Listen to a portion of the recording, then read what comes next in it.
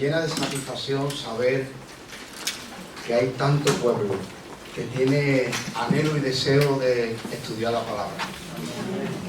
Porque si yo ciertamente fuera famoso, habría dudas si han venido por verme a mí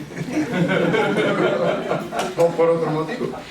Pero como yo no soy famoso, entonces hoy está claro, han venido porque tienen anhelo de estudiar la palabra.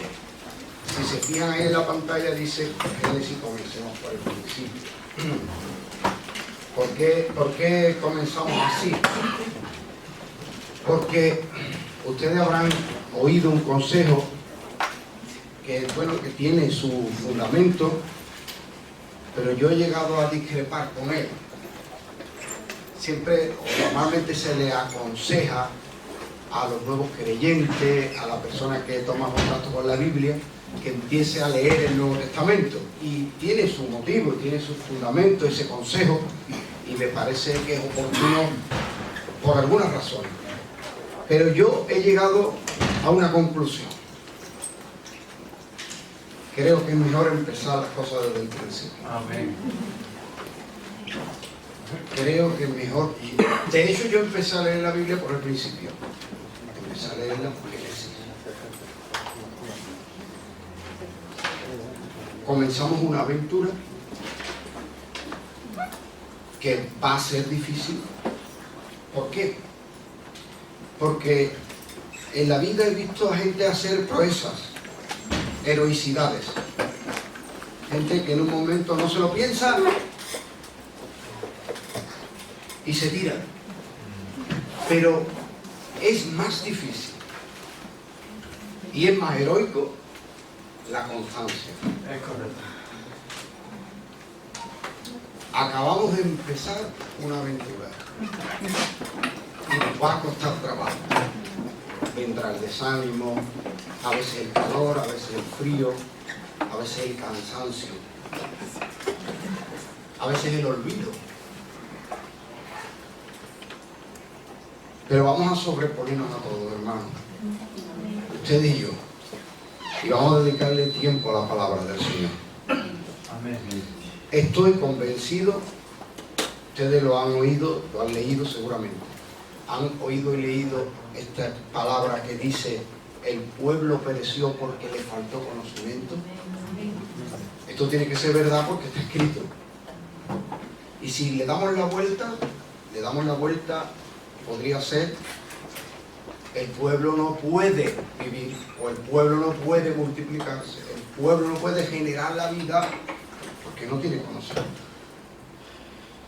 Estoy convencido que Dios quiere hacer cosas grandes, y cosas grandes me refiero a salvación de personas, bendición y liberación, porque esa es la obra del Señor. Pero falta gente preparada. Ahora vamos a ver Génesis y veremos cómo empieza todo, con la palabra de Dios. Si la palabra de Dios es la herramienta por la que Dios creó el mundo, la palabra de Dios es la que sustenta al mundo, y por la palabra de Dios hemos creído para salvación, en la palabra está todo, hermano mío. Estoy convencido que a veces la obra no crece, no se expande, no se multiplica en iglesia porque faltan obreros preparados. Es verdad. Yo soy músico, me encanta la música, me encanta tocar, pero sé que la obra de Dios no la puedo hacer con la música. Puede ayudar, pero no se puede hacer con la música. Se tiene que hacer con la palabra. Y esto no estoy diciendo que todos tengamos que ser pastores, predicadores, maestros, sino cada creyente debe estar enteramente preparado. Y para estar enteramente preparado para toda buena obra necesitamos la Escritura.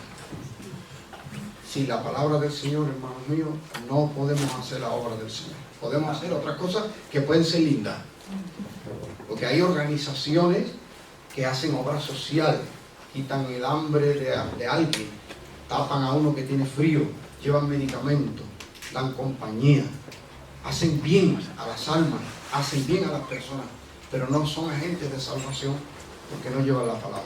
Es correcto. La fe es por él. Exactamente. Entonces, lo que estamos emprendiendo ahora es mucho más importante de lo que pensamos. Algunos de ustedes están ejerciendo algún tipo de llamado, ministerio, tarea en la obra del Señor. Algunos sienten una vocación, un llamado, aunque no esté ejerciendo ahora mismo. Y algunos vienen porque ama la palabra del Señor y no tiene ahora mismo ningún deseo ni ninguna inquietud. Pero quién sabe si esto forma parte del inicio del llamado. Preparémonos para estar dispuestos para servir al Señor. Amén. Y todos los grandes planes y propósitos que tiene el Señor para hacer crecer su obra pasan porque nosotros estemos formados. Estudiaremos la palabra del Señor y vamos a seguir un orden histórico, lógico, cronológico. Porque podemos estudiar la Biblia en el orden en que van apareciendo los libros, pero nos va a costar trabajo conectar el pensamiento. Les voy a decir por qué. La Biblia es la autorrevelación de Dios. Dios se ha dado a conocer a sí mismo. ¿Por qué se ha dado a conocer por sí mismo? Porque Dios, como se podría decir en teología, es conocible, o sea, se le puede conocer, pero es incomprensible. No podemos comprenderle. ¿Ha visto esas películas que sale la pizarra de los científicos?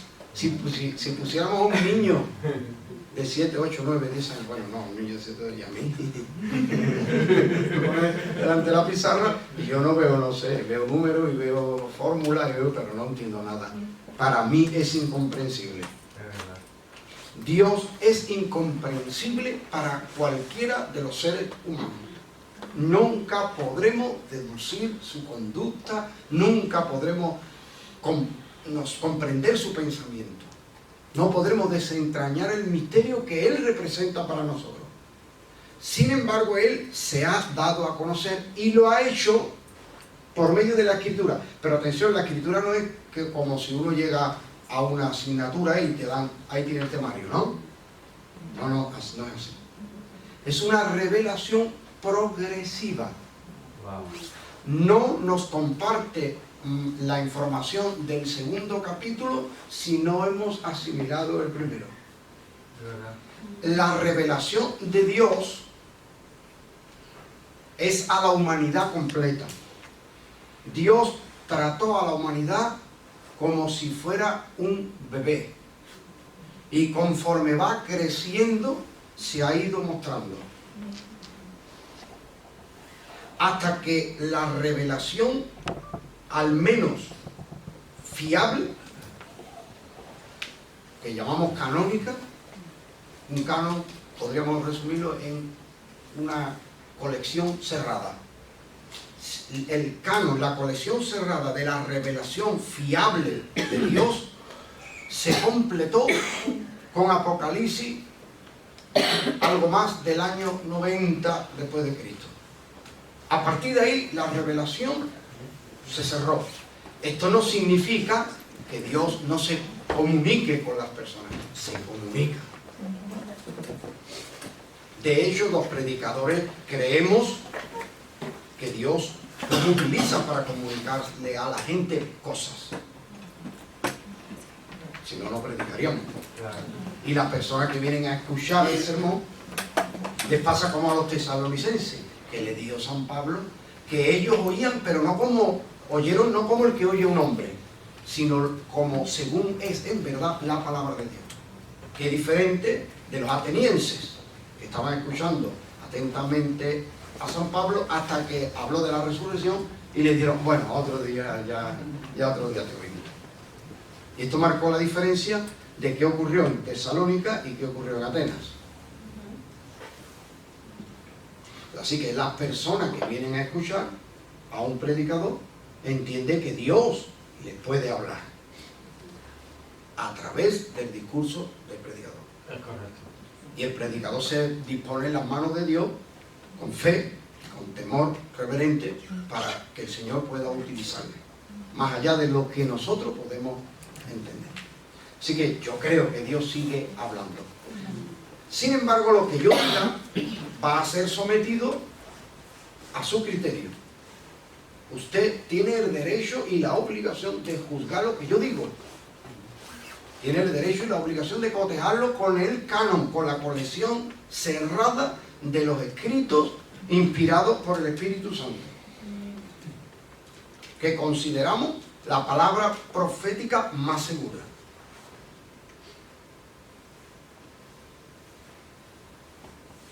Así que Dios empezó a revelarse desde el Génesis y terminó lo que Él consideró pertinente revelarnos al final de Apocalipsis, añadiéndole una maldición a cualquiera que pretenda agregar algo a esto. Si esta revelación es paulatina, porque leemos el Génesis y hasta cierto punto es fácil de comprender, aunque nos genere mil preguntas, pero leemos Apocalipsis. A mí me dice el hermano, te voy a hacer una pregunta cerca de un pasaje de la Biblia y yo estoy por dentro, no sea Apocalipsis. Si no sea Apocalipsis, me sacaría. Apocalipsis es muy difícil. Esto demuestra, nos deja ver que la revelación de Dios es progresiva. Por lo tanto, es pertinente que comencemos por el principio. ¿Está de acuerdo conmigo? Amén. También haremos a lo largo del tiempo un ejercicio de madurez. Como predicadores elegimos lo que vamos a decir. Cuando predicamos elegimos lo que vamos a decir. Si vamos a estudiar la Biblia y yo voy a exponer la Biblia, me va a tocar hablar de pasajes que otros esquivan. Y esto va a necesitar de mi madurez, de mi sencillez, de mi humildad, para admitir, llegado el caso, que no sé mucho sobre algo.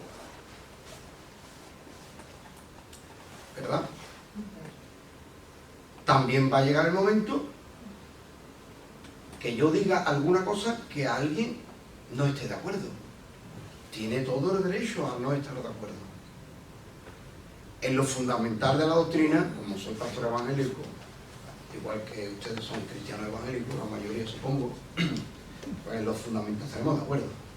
Pero hay materia que se presta al debate y de hecho hay diferentes escuelas teológicas o interpretativas dentro del pueblo cristiano evangélico. Y hay que aprender a convivir con esto.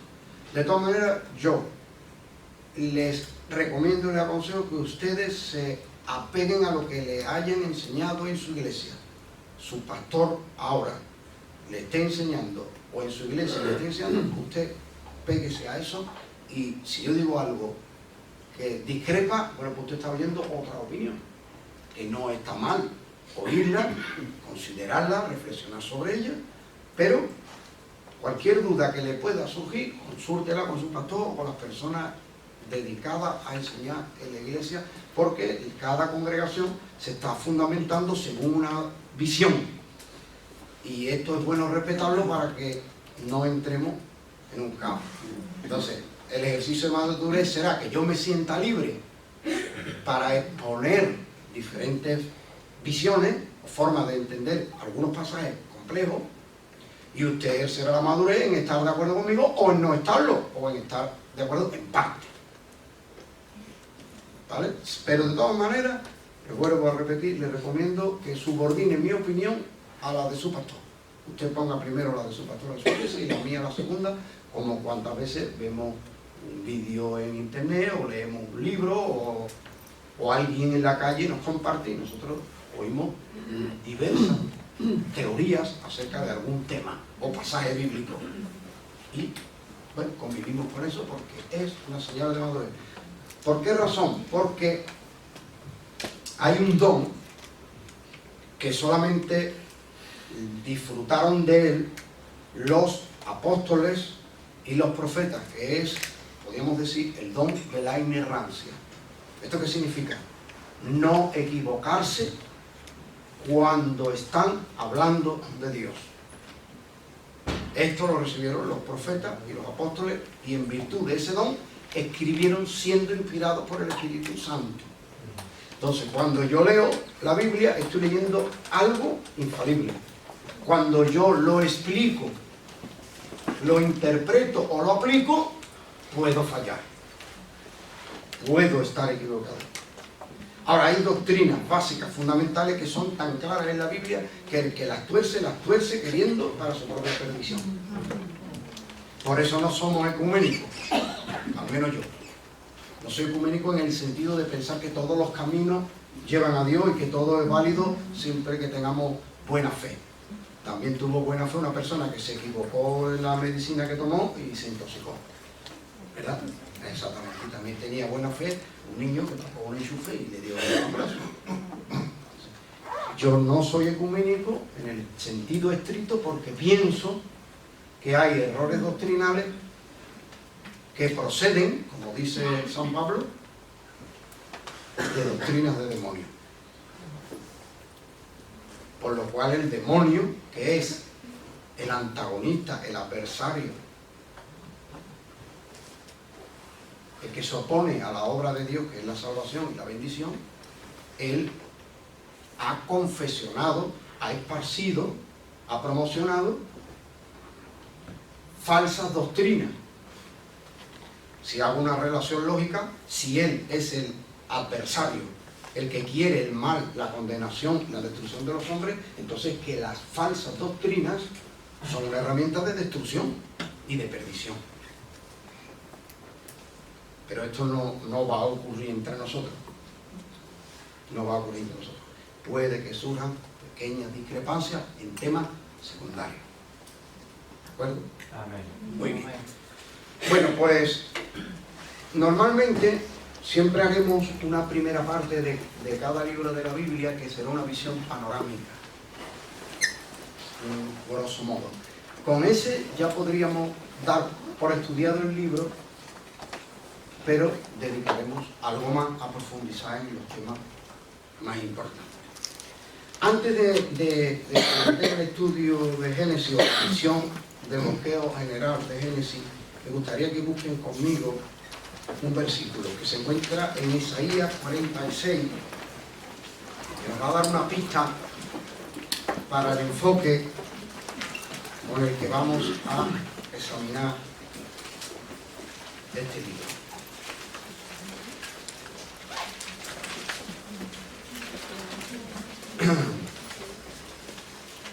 Isaías 46, versículos 9 y 10.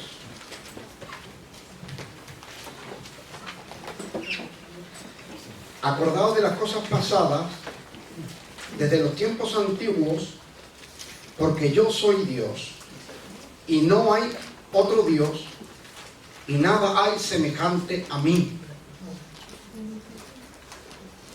¿Han notado esta declaración? Yo soy Dios, no hay otro Dios, nada hay semejante a mí. Y ahora dice, que anuncio lo por venir desde el principio y desde la antigüedad, lo que aún no era hecho. Que digo, mi consejo permanecerá y haré todo lo que quiero. Esta declaración de Dios asevera que no hay otro ni siquiera parecido a Él.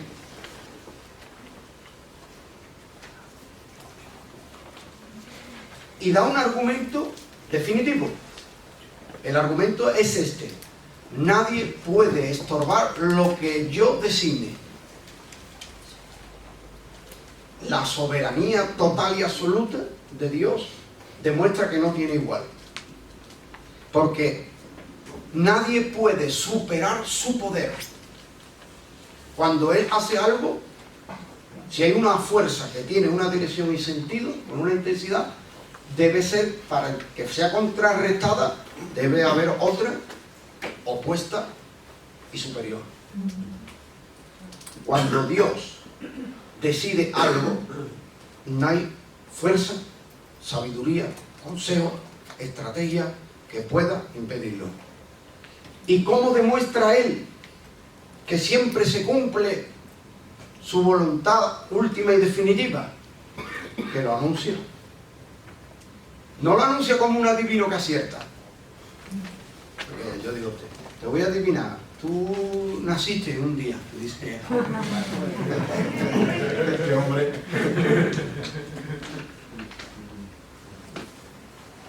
Esta noche has dormido. Bueno, a lo mejor algunos dicen, ahí ha fallado. Pero yo puedo acertar. Pero muy diferente es anunciar lo que voy a hacer y que se cumpla por una razón, porque no hay nadie que lo estorbe. Con esta clave vamos a mirar el Génesis, porque ahí Dios se va a revelar como único Dios. Esto para nosotros ahora mismo es muy sencillo porque estamos en lo último de los tiempos de la revelación de Dios y es tan claro que hasta el ateo sabe que si hay un Dios tiene que ser uno. ¿Verdad? Pero porque el pensamiento, incluso el pensamiento de los que están más en oscuridad ya está ciertamente iluminado con respecto a tiempos antiguos. En los tiempos antiguos los hombres pensaban que había diferentes divinidades con diferentes voluntades y que pugnaban entre ellos. Y ya el Génesis va a establecer que hay un único Dios, Dios de toda la humanidad. A veces me entristece alguna actitud sectaria, porque las actitudes sectarias, Israel llegó a tener una actitud profundamente sectaria. Piensan que Dios es Dios solo de ellos. Piensan que Dios no obra fuera de sus límites. Y no voy a hacer aplicaciones de esto porque no voy a empezar a hacer sangre ya. Pero créame que hay personas que piensan que si no eres calvo, Dios no puede tratar contigo. No,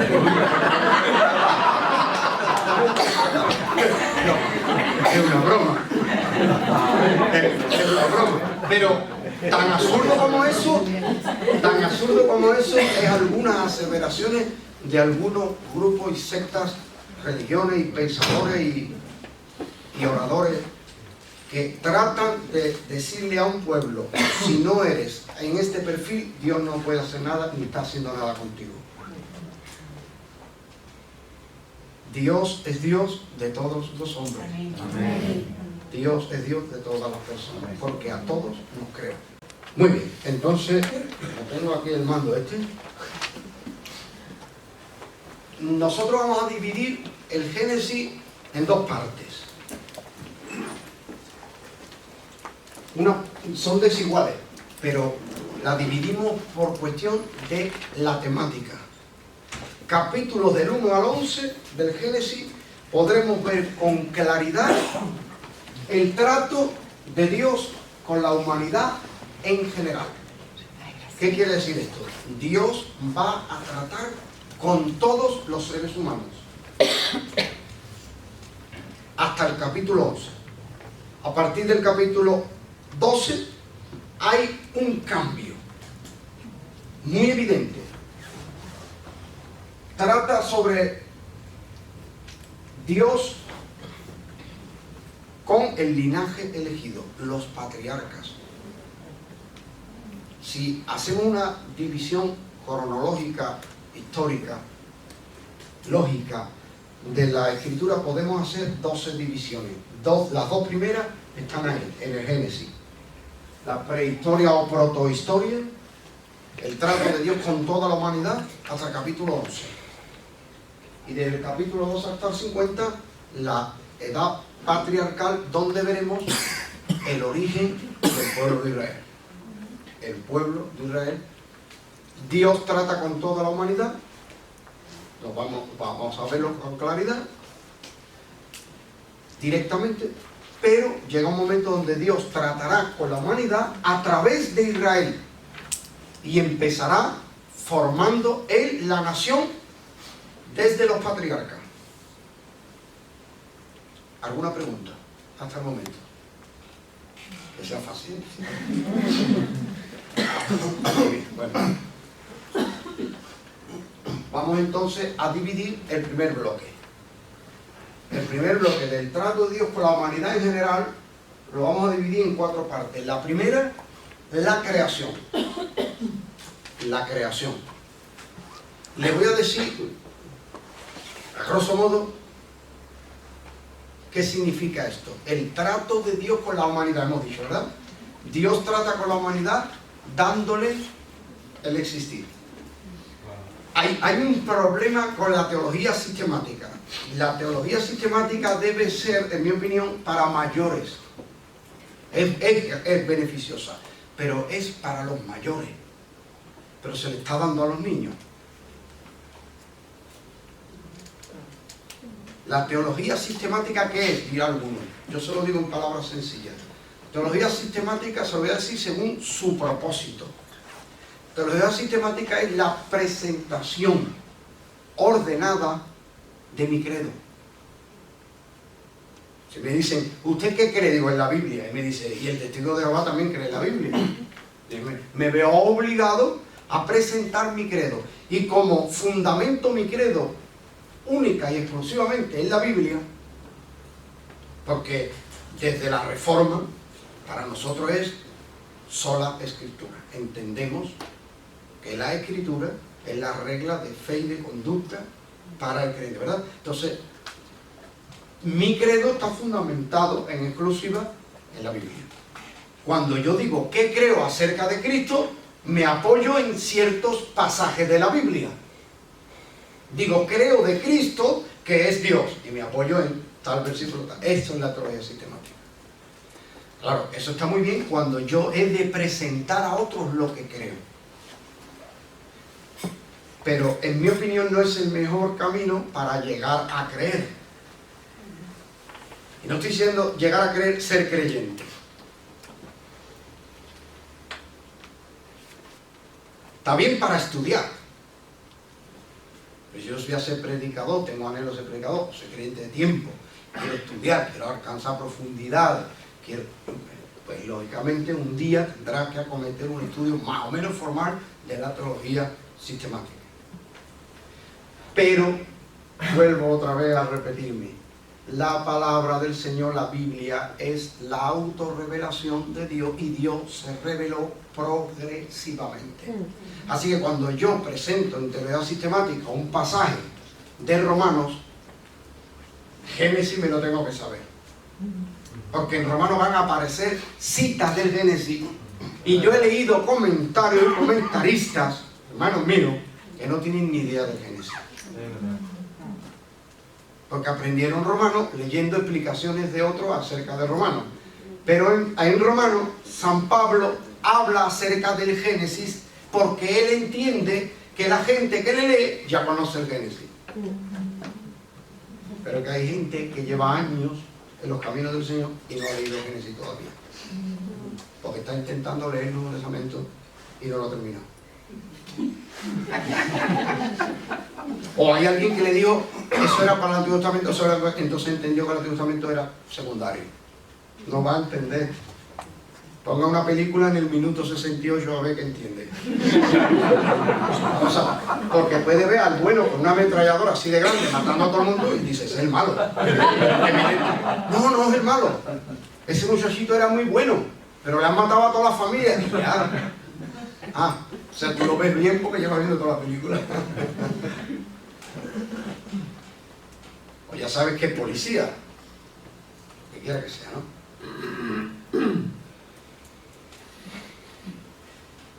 Dios trató con la humanidad primero en general. Y lo hizo, el primer trato es darnos el existir. Entonces, le estaba diciendo que uno de los errores que se da por estudiar la palabra primero con teología sistemática, cuando debería ser lo último, el techo de la casa. Cuando le hablas a alguien de la gracia, inmediatamente piensa en la salvación de los pecados. Pero vamos a empezar desde el principio considerando la gracia. Todavía no aparece la palabra, pero sí aparece ya el concepto. ¿Por qué? Porque Dios nos dio el existir y esto es gracia. Que podía merecer, o sea, ¿alguien puede merecer el existir? No. Los méritos, atribuimos mérito a la obra, al ser o a la obra de una persona. Si no ha llegado a ser, ¿cómo va a llegar a obrar? Cada uno de los que somos, los seres, todo el que ha llegado a ser, lo es por la gracia de Dios. Esto ya nos va a cambiar la visión de muchas cosas que ustedes no se den cuenta ahora mismo.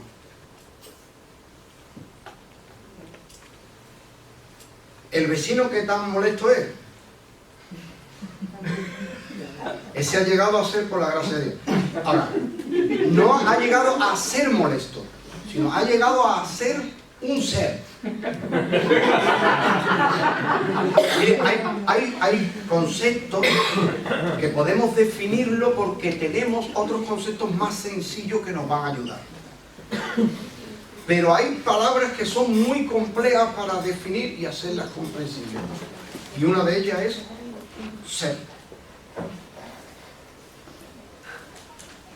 Es una idea tan puramente simple que es difícil encontrar otra más simple para que nos ayude a comprenderla. O sea, llega un momento en que, ¿qué es ser, mamá? Y dice, hijo, pues ser. Pues, si no lo entiendes, yo no puedo explicar mejor, efectivamente.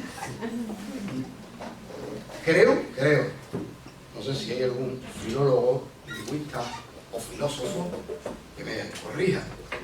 Creo que hay conceptos y palabras, no voy a decir imposible, pero casi imposible de definir. Se tiene el concepto, se adquiere y ya está. Y uno de estos es ser. Llegar a ser es la pura gracia de Dios. Por lo cual, ya voy a empezar con un poco de polémica, Gabriel, perdón. Tú duro. Estoy en un profundo y abierto desacuerdo con el calvinismo y la predestinación. Eso no es polémica, eso es verdad. Eso es Gloria a Dios. Piense una cosa, el ser es gracia de Dios. Así que cualquier ser es objeto de la gracia de Dios. Sería un contrasentido. ¿Ha visto alguien en su sano juicio crear algo con el único fin de destruirlo? No me lo he creado. Si creo algo con la intención primordial de destruirlo, es que estoy enfermo, muy enfermo. Hice ser algo que no era, le di el ser a algo que no era, para que deje de ser. ¿Se da cuenta cómo sin teología sistemática estamos viendo ya cositas? Claro, porque están acostumbrados a echar los versículos a pelear, como son dos gallos de... Entonces tú le echas medio versículo, el otro le echa medio versículo y dice, espérate, que le voy a meter otro medio versículo y son dos contra uno.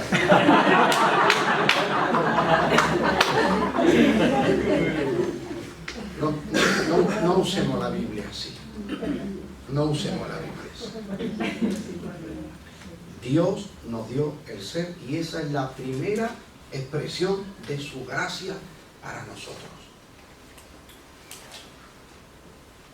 Muchas veces me veo en la obligación de ministrar. Estoy dando una clase y me veo en la obligación de ministrar, aunque no avance tanto en el conocimiento. Aquí intentaré no hacerlo demasiado, ustedes tienen pastores para que les ministran y también en esto. Pero hay veces que alguno de nosotros, porque ha pecado, porque ha fallado, porque se siente mal, se siente indigno, y puede llegar a pensar que ya los propósitos de Dios ya no se van a dar conmigo. No pienses así. Amén. Porque si Dios no tuviera ningún propósito contigo, habrías dejado por lo menos este mundo. Porque dejar de existir, dejar de ser, no vamos a dejar de ser. Es correcto. Porque Dios no nos creó para que dejemos de ser. Por esto, uno de los derechos fundamentales de los seres vivos, luego Dios lo reivindicará, lo veremos en el pacto de Dios con Noé, es de los seres vivos vivir. ¿Por qué? Porque los seres vivos no son medios, son fines. Todos los seres vivos han sido creados para vivir. Por eso, aunque aceptamos la muerte como algo cotidiano, en realidad no la aceptamos como algo natural. Es verdad. Porque morir no es natural. Que me perdonen el chocolate que cantamos un fandango. Que decía, no le demos a la muerte porque morir es natural. Morir no es natural, especialmente para el ser humano. Fuimos creados por Dios para vivir y para ser felices. Esto es una verdad fundamental, diga quien diga lo que quiera decir. Porque estamos hablando del trato de Dios con la humanidad. Primero, la creación. ¿Cómo termina el relato de la creación? Capítulo 1, versículo 31.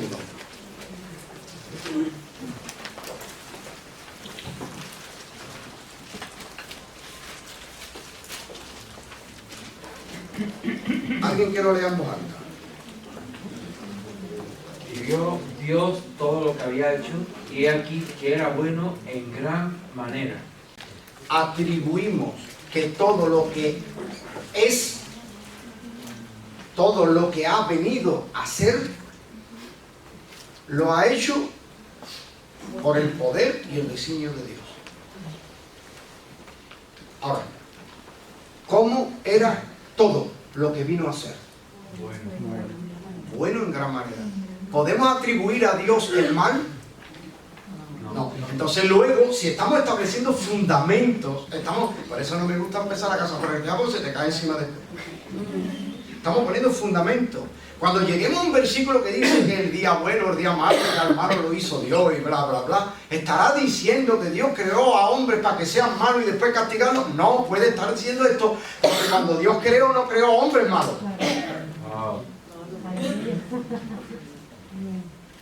Puede decirme alguien, yo sé que existe la disciplina de Dios, hebreo, sí, pero no hemos llegado ahí, nosotros no sabemos todavía nada, nosotros estamos empezando Génesis, nosotros no sabemos nada de Biblia todavía.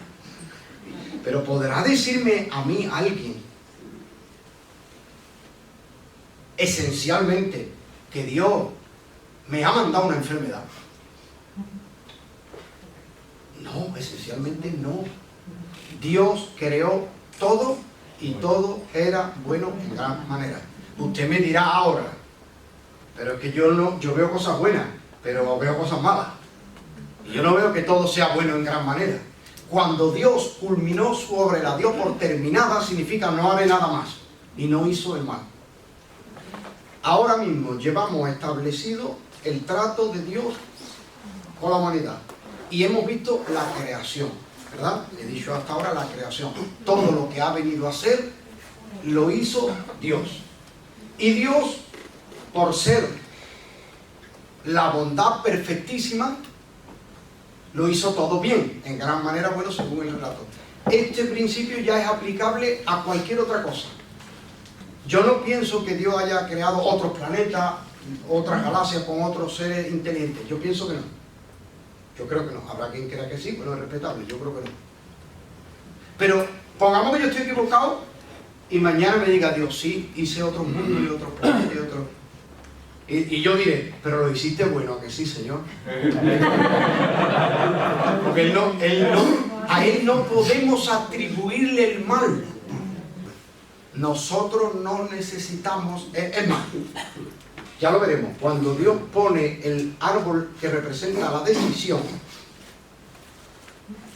vemos que el conocimiento del mal no es necesario ni esencial. Entonces, la introducción del mal en el mundo, por ejemplo, vamos a apelar a Biblia, aunque no sabemos nada, todavía no hemos leído ni Génesis 1, pero vamos a suponer que sabemos ya Biblia. Dice, porque el pecado entró en el mundo. ¿Alguien me completa el versículo? Hombre, han dicho ustedes hombre, no han dicho Dios, ¿verdad? Entonces, el mal en el mundo lo atribuye la Escritura al hombre, aunque hay un tentador, aunque hay otro actor en este drama de los siglos. Pero atribuimos el mal en el mundo al hombre y no a Dios.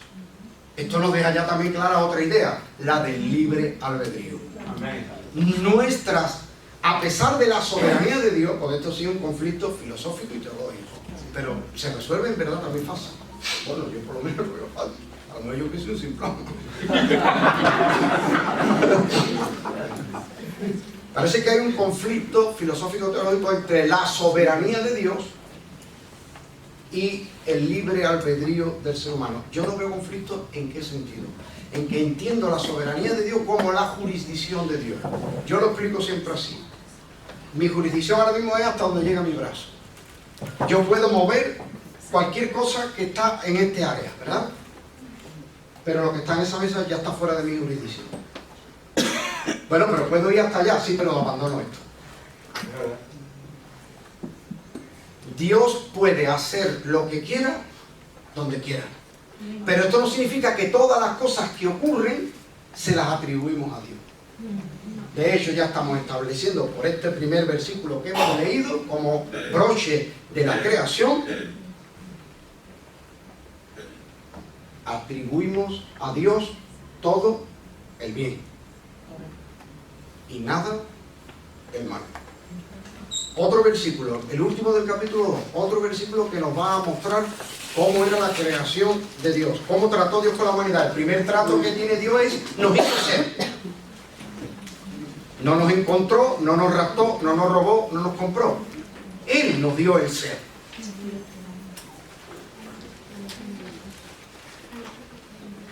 El versículo 25 del capítulo 2, ¿lo tienen? Y estaban ambos desnudos, Adán y su mujer, y no voy a explicarle mucho esto ahora, pero sí vamos a quedarlo con esto. No se avergonzaban. ¿De qué? De sí mismos. No tenían conciencia alguna de indignidad. Esto se llama el estado de la inocencia. Los niños están en ese estado hasta una cierta edad, en un estado donde no tienen conciencia alguna de indignidad. Y nuestra autoestima, o sea, la estima, la valoración que hacemos de nosotros mismos, aún en las personas sanas, que consideraríamos sanos en la autoestima, o no se le diagnosticaría ninguna patología, aún en las personas sanas, maduras y estables, psicológica, mental, emocionalmente, tienen, aunque sea un mínimo sentido de indignidad. Aunque sea el yo no puedo. Aunque sea el aquí no sé si lo hice lo mejor posible.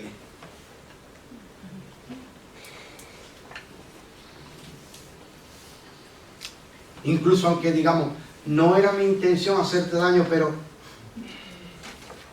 ¿ya reconocemos? Esto no estaba en ellos. ¿Y por qué no estaba? Porque no lo eran.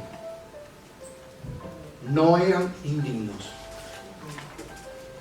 ¿Por qué? Porque Dios lo hizo todo bueno. Segunda parte del trato de Dios con toda la humanidad, la caída. El mundo que era según palabras de Moisés en el Génesis, todo era bueno en gran manera. Aquello dejó de ser bueno en gran manera. A esto le llamamos la caída. Ahora, por favor, no se enfade conmigo, porque yo soy un ignorante de la vida en realidad. Tengo menos currículum que una liebre de monte. Entonces, esto me da licencia para decir alguna burrada, pero usted no está de acuerdo conmigo, pues ha hecho al lado y ya está. Se quede con lo que le agrade, le guste y lo vea oportuno. Y lo que no, lo vea pasar. Yo no creo en la evolución del hombre. Yo creo, tristemente, en la involución del hombre. Porque ahí está la caída. Y caída porque no ascendió, descendió. El hombre no mejoró lo que Dios le dio, lo tropeó. ¿De acuerdo? Pero hay un trato de Dios con la humanidad en la caída, porque podía haberse terminado la Biblia. El hombre cayó y Dios lo aplastó. El hombre cayó, Dios lo eliminó. El hombre cayó, Dios le dio la espalda y dice, hasta luego, ahí se queda. No, Dios siguió tratando con la humanidad después de haber caído. Y lo va a relatar en el capítulo 3 al 5. Seguimos. Llega el diluvio.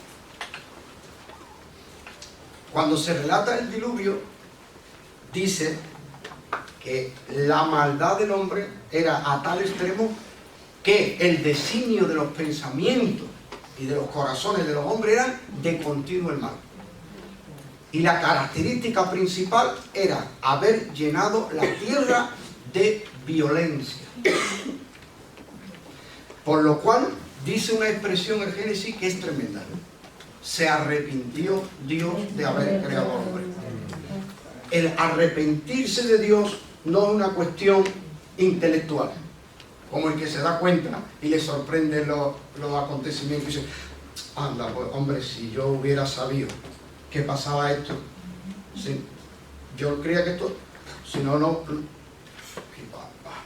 mal, lo puedo descambiar. No es una cuestión intelectual, es una cuestión del sentir.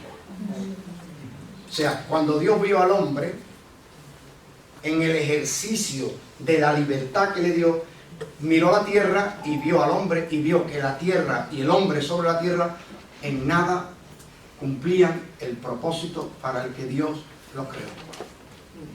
Y este pesar de Dios lo escribe, lo expresa Moisés diciendo, se arrepintió Dios de haber creado al hombre. Y entonces Dios envió un diluvio que iba a terminar con toda la vida. Plantas, animales y seres humanos. Y ahí es donde aparece la primera vez la palabra gracia en toda la Biblia. Al Génesis también se llama el semillero de las doctrinas porque casi todas las grandes doctrinas fundamentales arrancan, aunque sea en su germen, en el Génesis. Por eso vamos tarde. Cuando empezamos a estudiar en no sé qué libro o la teología sistemática, en medio versículo de aquí, vamos tarde. Porque el que está haciendo una presentación ordenada de su credo sobreentiende que yo sé de Biblia. Y yo no sé de Biblia, yo dice, aquí dice esta doctrina y medio versículo y yo lo repito y lo aprendo y lo repito por ahí. Pero que es como el que sabe cantar una canción en inglés, pero sabe inglés, no. Esto me pasó a mí una vez. Canté una canción en inglés y cuando terminé me viene un matrimonio norteamericano y me dice, me empiezo a hablar inglés, digo,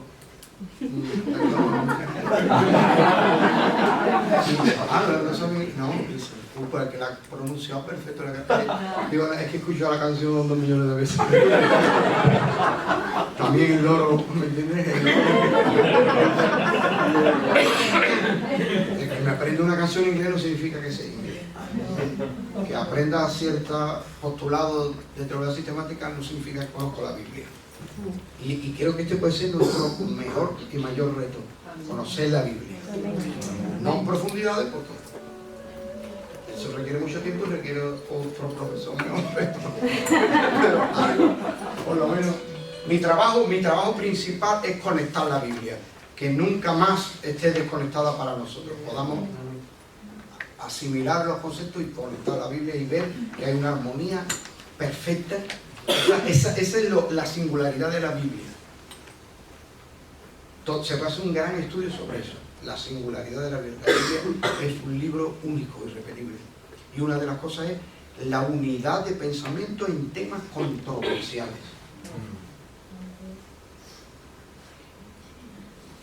Dios trató en el diluvio, como les he dicho, aparentemente destruyendo todo. Pero un hombre halló gracia. Halló gracia a este hombre, y por este hombre el mundo no se extinguió. Saben ustedes la historia del arca y todo, ¿vale? Dice que hay un trato de Dios con la humanidad en el diluvio, y el trato se puede resumir a: si llenáis la tierra de violencia, os tendré que eliminar. Y alguien dirá: ¿cómo puede un Dios bueno? Eso es un dilema, ¿verdad? Es muy sencillo, hermano. Mirad, ¿ha oído alguna vez la palabra los atributos de Dios? Bueno, ¿qué son los atributos de Dios? Bueno, los atributos de Dios es las perfecciones que atribuimos a Dios. A Dios no le podemos atribuir sino perfección. La justicia es una perfección. Ser injusto es ser imperfecto. Podríamos atender ahora mismo, aunque tiene muchos matices y mucho debate. Pero bueno, por el momento podríamos aceptar como definición de justicia dar a cada uno lo que merece. Ahora mismo nos va a valer esto. Si damos a cada uno lo que merece, por lo menos hasta el momento que estamos de conocimiento, habrá justicia. ¿Y el violento qué merece? Claro.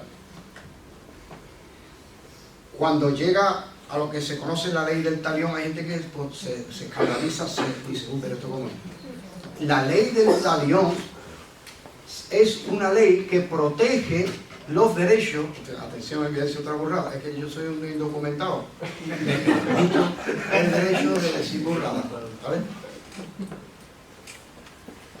En realidad, la ley del talión, el ojo por ojo, diente por diente, es una ley que protege derechos, no derechos como lo entendemos hoy, sino derechos como se entendía en aquel tiempo, o derechos en la esencia fundamental de la justicia. Quizá cuando la justicia era más simple y no sé si más efectiva, pero en realidad es la protección de los derechos del infractor. ¿Por qué? Porque cuando no existían leyes, fuerzas, cuerpos de seguridad del Estado, no había derecho, no había Estado de derecho, no había nada de eso. Si en una pelea yo le saltaba el ojo a otro, le daba un porrazo y perdía un ojo, su familia venía y me mataba. Es proporcional que me mate cuando... No es proporcional, ¿verdad? Pero pues esta ley obligaría entonces, como mucho, a que se me aplique la pena que yo he infligido a otro. Esto sería para establecer una mínima idea sobre la justicia. Cuando estamos en pañales, no, pues aquí no podemos resolverlo todo. Aquí, ¿cómo vamos a resolver todo si estamos empezando? Pero vamos a ir estableciendo fundamentos, ideas fundamentales, que luego se complementarán, se desarrollarán, se matizarán, se perfilarán. La primera idea o la primera manifestación entonces de justicia en el trato de Dios con la humanidad es aquí. Ustedes han llenado la tierra de violencia y de asesinato. Ustedes son entonces responsables de esto. Ustedes van a morir. Sin embargo, interviene la gracia de Dios. ¿Y qué hace? Atribuimos otra vez una perfección a Dios, que es la misericordia. Pasa que el concepto de misericordia divina es un misterio. No podemos hacer analogía con la misericordia del hombre. Y como es un tema no solo complejo, sino que es un misterio en sí mismo, no lo voy a poder resolver yo, ni lo voy a poder resolver ahora. Pero sí, por lo menos baste decir ahora que la justicia y la misericordia de Dios son perfecciones atribuidas a Dios que se equilibran. No puede haber justicia sin misericordia, porque se convierte en crueldad. Y no puede haber misericordia sin justicia, porque es debilidad. En el trato de Dios estamos viendo todo esto. Y va a terminar el trato de Dios con la humanidad en general con Babel. Después de la restauración, la repoblación del mundo, surge el primer poderoso de la tierra que encabeza un proyecto. Hagamos una sociedad grande, próspera. Empiezan a aparecer los primeros avances tecnológicos. Bueno, los primeros en realidad aparecen con uno de los descendientes de Caín. Pero bueno, el hombre va a utilizar por primera vez el avance tecnológico para construir y edificar una torre, que significa la construcción de una sociedad autosuficiente que considera que Dios no sirve para nada y cuando menos es un estorbo. ¿Y cómo terminará esto? Dios confundirá las lenguas. Todos hablaban, la lengua, hermanos míos, es el vehículo de la cultura. Wow. Por eso, no, bueno, no quiero entrar en un tema muy delicado, ¿no? Pero voy a pasar ahí como de puntilla. Dejamos los catalanes. Por eso está en la partida de ajedrez, el tema lingüístico está ahí, y hay fuerzas ahí que están para allá y para acá.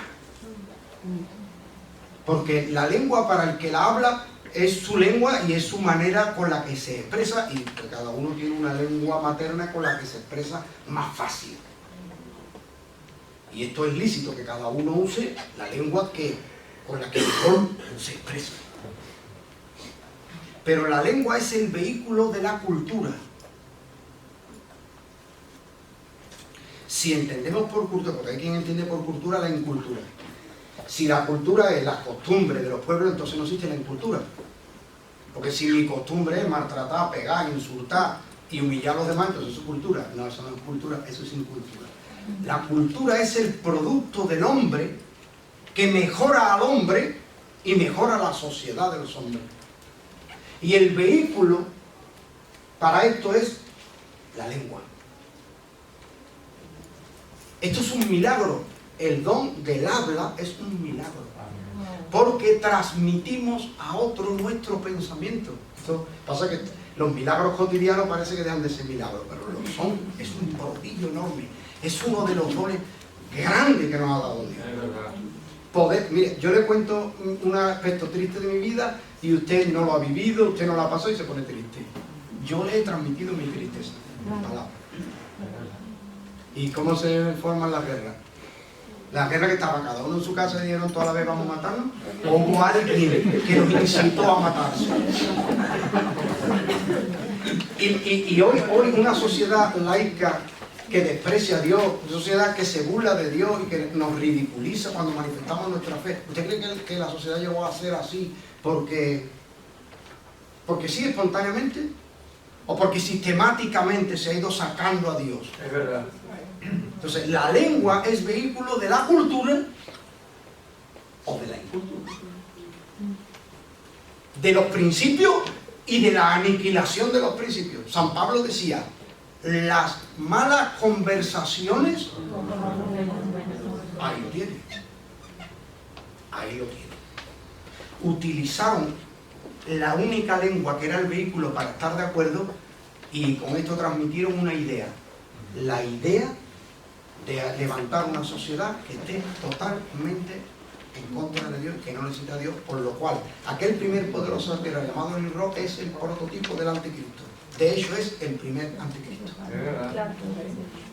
Dios anuncia lo que será desde el principio. Y Dios tratará con la humanidad en Babel como confundiendo el lenguaje, el idioma. Y ya no pueden entenderse y se van a esparcir, se van a disgregar y se van a agrupar cada uno según su lengua. Y entonces se formarán culturas, más tarde etnias, cosmovisión, ¿verdad? Y entonces se marcarán las diferencias entre unos y otros para que el hombre no esté de acuerdo en esto que sería su propia destrucción. Estar de acuerdo en levantar una sociedad que no quiera a Dios. Y esto lo va a lograr el anticristo, porque dirán: ¿quién como la bestia? Él prohibirá todo culto. Está cerca, ¿eh? No, debemos manifestarnos como creyentes sin ningún temor. En un mundo que se jacta y se llena la boca de democracia y de libertad de expresión, yo tengo derecho a expresarme como creyente. Y no puede ridiculizarme en un aula, ni en un puesto de trabajo, ni en la calle, ni en un plato de televisión, ni en ningún sitio. Yo estoy llamado a ser respetuoso con lo que otros creen porque yo soy creyente. Pero los demás deben ser respetuosos con lo que yo creo, porque aunque no sean creyentes, son creyentes. Son creyentes de que Dios no existe, porque ellos no lo han podido comprobar. No hay ninguna prueba científica que Dios no existe. Para algunos habrá evidencias, indicios que le llevan a pensar. ¿Vale? Cada uno es libre de pensar. Usted cree que Dios no existe, yo creo que Dios existe. Yo le respeto a usted, usted me respeta a mí. Y podemos debatir incluso acaloradamente dentro de esos límites de respeto, de consideración, porque eso es sano y eso es maduro. Ahí termina el trato de Dios con la humanidad en general, porque ahora lo va a dejar cada uno en su país. ¿Cuál es la antítesis de este prodigio donde Dios confundió las lenguas de la gente inmediatamente? La antítesis de esto es Pentecostés. Wow. Qué bueno. Y por esto Bueno. el Espíritu los hará hablar en las lenguas de otros y los harán entenderse.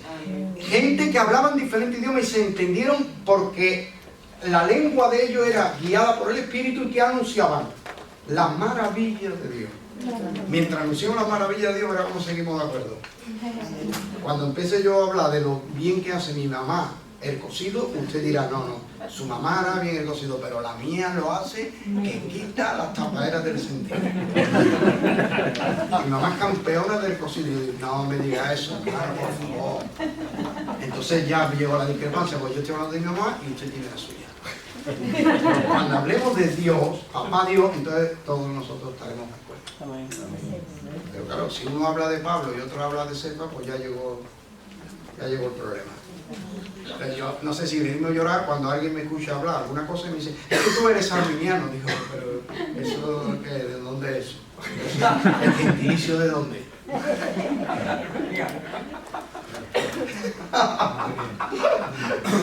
No, yo no soy ni arminiano ni soy nada de todo. Porque si nos quieren encasillar que yo soy de este, ¿para qué? Porque no sea de Dios deja de tratar con la humanidad en general y va a empezar a tratar con el linaje elegido.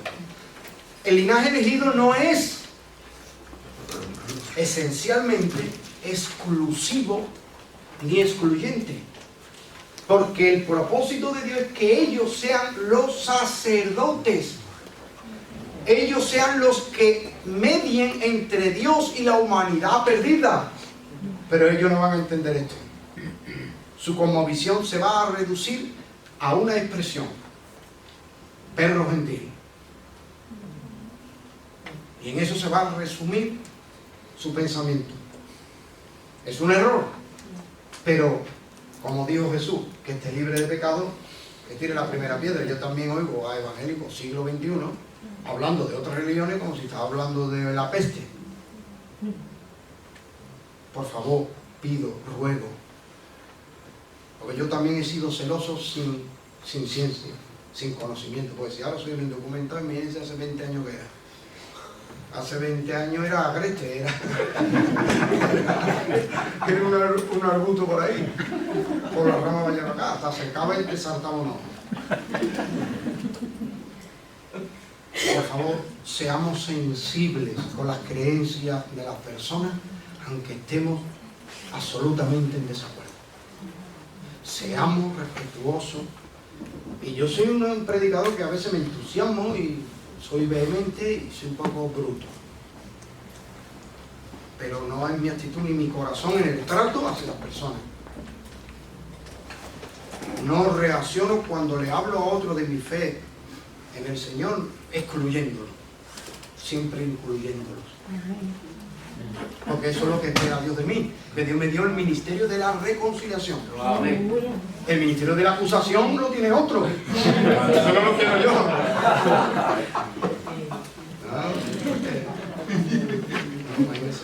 Siempre en toda la iglesia hay como un espía, ¿no? 2, 3, 4.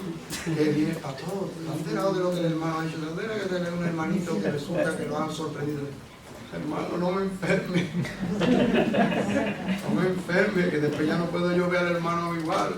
Estamos aquí todos mejorando, estamos todos intentando seguir a Cristo. Y cuando Dios quiera que las cosas se intervengan, pues Dios sabrá cómo hace. Pero eso de la acusación, yo prefiero, ahora, es lícito que un hermano vaya donde otro hermano, en un ámbito privado, en una actitud respetuosa y cariñosa, hermano, por su bien. Yo me he dado cuenta que usted hace esto, dice el otro, y esto pues le perjudica, nos perjudica a todos. Yo le recomiendo el amor del Señor en la medida de lo posible. Y el hermano, pues si es de ley y está arrepentido, porque arrepentimiento no es un día que pasa al frente, arrepentimiento es una forma de vivir. El hermano tiene, ese pues dice, ay, pues lo siento hermano, pues gracias por el consejo. A nadie le gusta que le corrijan, siempre duele. Pero seamos espirituales entonces y recibamos la amonestación, y más cuando se hace desde respeto y desde respeto. Dios va a tratar con Abraham, que es el padre de los creyentes. Se dice el padre de la fe, no que esté mal, pero es más exacto padre de los creyentes, porque con esto se demostrará en el Nuevo Testamento que en cierta manera para el plan de Dios no es definitivo ser descendiente biológico, sino ser descendiente de Abraham según la fe. Abraham es el primero de Israel de quien surgirá la nación, y lo que más significativo es de la vida de Abraham, a pesar de sus vicios o errores y por encima de sus virtudes, es su fe. Abraham fue justificado por la fe. O sea, Dios le consideró inocuo, que es lo contrario de inicuo. Dios consideró a Abraham inocuo, o sea, exento, carente de toda capacidad de dañar. Y lo hizo porque creyó. Esto nos deja claro, yo les voy a dejar una idea muy sencilla pero fundamental, para que no sea esto teología. Porque estamos, justificación, ya nos liamos. La fe, ya estudiaremos teología sistemática cuando seamos grandes. Ahora somos chiquitos. La justificación sería la consideración que somos incapaces de dañar el propósito de Dios. Porque a Dios no le podemos dañar, imposible. Pero sí podemos dañar el propósito de Dios, aunque sea en nuestras propias vidas. Da igual lo que le dijera Martín Lutero y lo que escribiera Calvino. El Evangelio dice que los fariseos, ellos mismos, rechazaron el designio de Dios al no ser bautizados por Juan.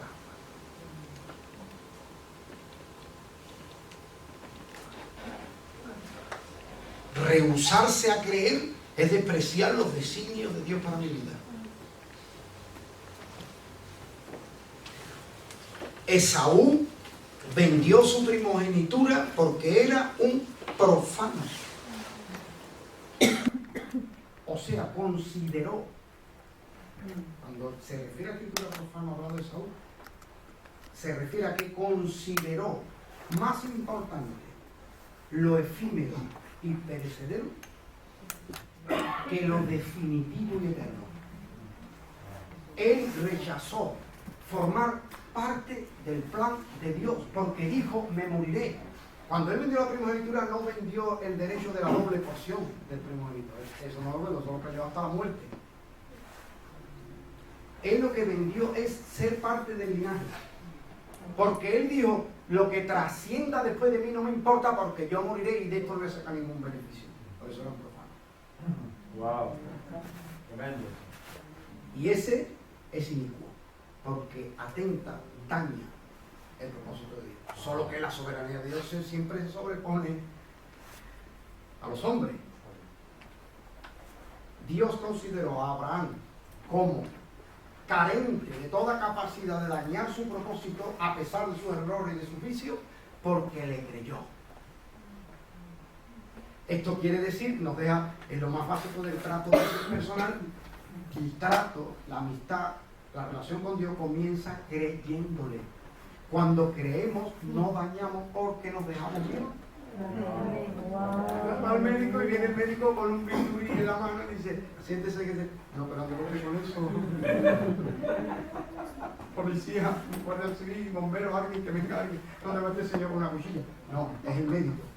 Dice el médico, le vamos a hacer una operación.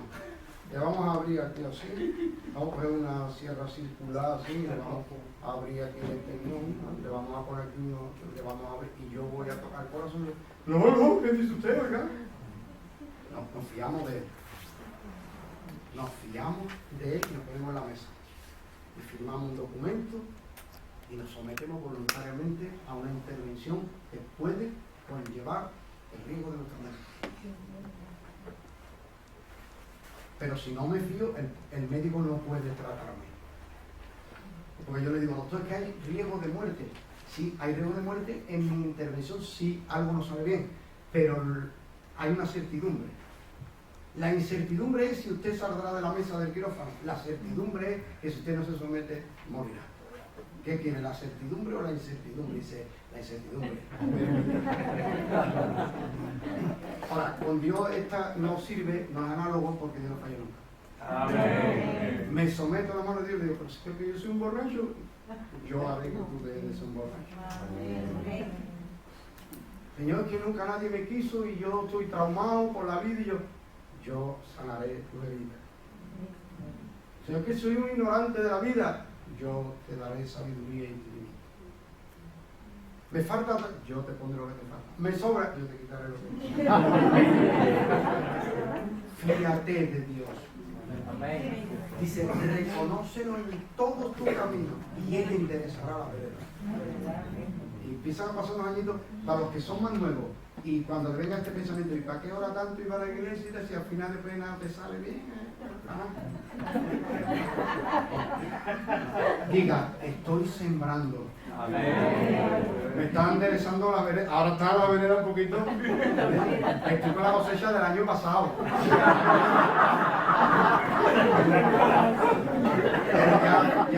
Ya el Señor ya me está sembrando en mí una semilla que va a dar un fruto tremendo. Está sembrado.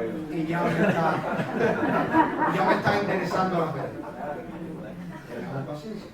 La llevaba a un gimnasio y con una foto de Arnold Schwarzenegger en su momento y le dice al monito, quiero ponerme como este señor. Que le va a dar un ataque de risa.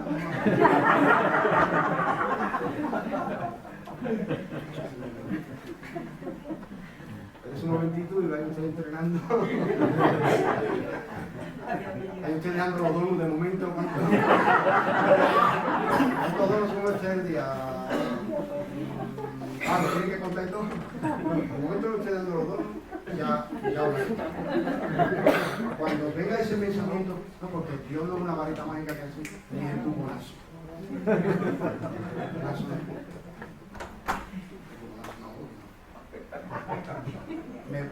Si no se gestiona toda esa riqueza y me la da así, me va a hacer mal. No, Dios me va dando la semilla y la voy sembrando y esto va multiplicando. Porque después de la semilla que he sembrado, como y me queda para sembrar y aún me queda para darle a otros que están empezando. No tengo cuando te siembro usted. Pero no tengo nada, yo sí tengo. ¿Por qué? Porque yo el año pasado, usted estaba el año pasado, yo estaba ahí en la tasca hablando de política y de fútbol y en la tasca. Yo estaba sembrando y buscando a Dios y estaba creyendo y siguiendo. y me tomé de la mano de Cristo y yo así. Sí. Lo más significativo de la vida de Abraham es su fe, el trato de Dios con Abraham a través de su fe. Luego,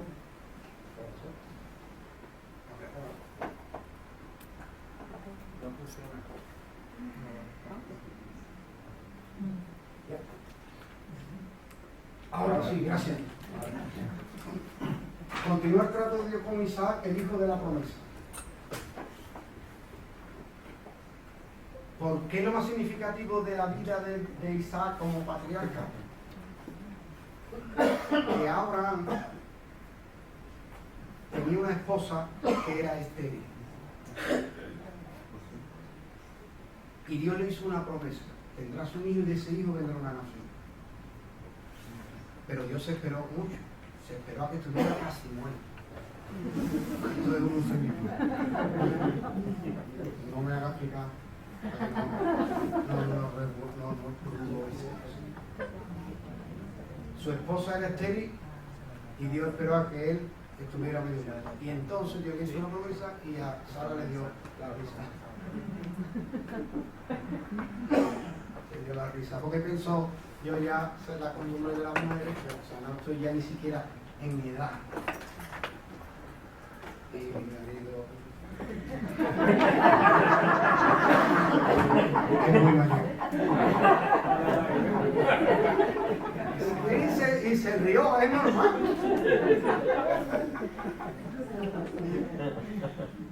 Como si me dicen a mí alguien, una profesora, dice, el año que viene será la permanente. Me da la risa.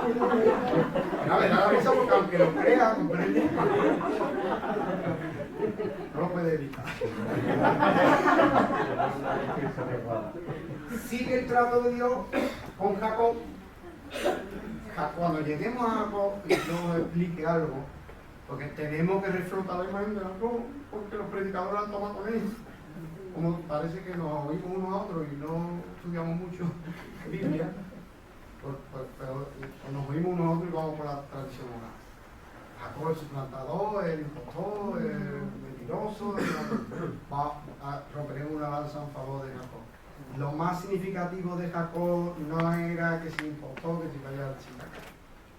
Era vencedor en la lucha. Amén. Porque Jacob, aunque también puede significar impostor, también puede significar trabar, agarrar. Pero esto, si lo busca y lo investiga, lo va a encontrar y va a saber que le estoy diciendo algo verdad. Pero casi todo el mundo menosprecia esto, lo considera, se van por la vía del suplantador. El que interpretó que Jacob era un suplantador era su propio hermano, que dijo, con razón le llaman Jacob. Pero la idea de llamarle Jacob no era llamarle suplantador. ¿Quién le llamaría suplantador? Si tiene un hijo, ¿cómo se va a llamar? El barrio, entonces se va a llamar mentiroso. Pero usted es suplantador. ¿O no te dejan? Por proteger al hijo. Que en su sano juicio le va a poner a un hijo suplantador, mentiroso, impostor. Era porque nació trabado del tobillo de su hermano, sino trabado. Pero esto mostraba el carácter. Y ahora les voy a abrir los ojos de algo que está ahí. A veces en la montaña no la ve por grande, hay cosas que no la ve por pequeña, ¿no? Y se necesita el microscopio, pero hay cosas que no la ve por grande. Y esto es tan grande en la Biblia que no lo vemos. Ahora, ¿quién había designado Dios para que sea el heredero y el primogénito? Jacob. Porque la madre, la mamá, sintió en el vientre la pelea y dijo, ¿qué es esto? Y sintió ahí como, ¿qué me está pasando? Esto no es normal. Y Dios le habló y le dijo, en tu seno hay 2 naciones, pero el mayor servirá al menor. ¿Quién era el designado? Por eso mamá lo sabía y mamá tuvo que esforzarse, aunque sus métodos no sean los más legítimos, los más inteligentes. A veces hay quien no tiene un recurso y echa mano de algo que no es lo mejor, ni lo más sabio, ni lo más apropiado, pero bueno, ¿qué hacemos? Puede ser discutible los medios a veces, pero vayamos a qué estaba defendiendo Rebeca. El designio de Dios. Dios le dijo a ella, el menor es el mayor. Y el papá, medio ciego, estaba influido por el estómago porque el otro era el que le traía la casa. La casa con Z. ¿Quién tiene la visión? ¿Papá o mamá? En aquel momento mamá. Gracias a Dios por la mamá, padre. Mi mujer se pelea una vez conmigo. Y casi siempre lleva razón. Vamos a ver cómo va a decir. Y, bueno, una vez hasta las niñas íbamos en el coche y la cabeza uno se va a otro y yo, pero ya estaba indignadísimo total. Se cruza uno y yo, pero será imbécil.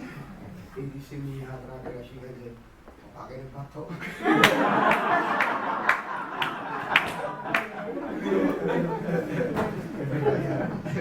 Lo siento.